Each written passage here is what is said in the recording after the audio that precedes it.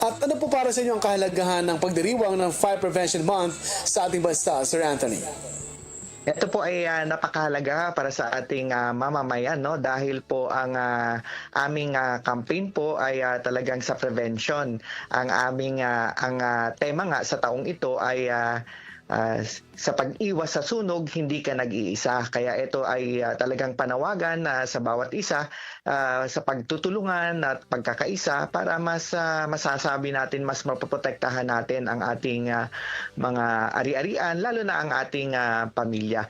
Kaya ang prevention campaign na ito ay although ginagawa natin to ang prevention campaign buong taon, however dahil nga sa paggunita ng Fire Prevention Month tuwing March ay we are really intensifying po ang ating prevention campaign sa Marso dahil po kung titingnan rin natin ang insidente ng sunog ay pagsapit ng Marso at lalo na pagdating ng Abril ay ito po yung dalawang buwan, no, na talagang sobrang taas ng insidente ng sunog.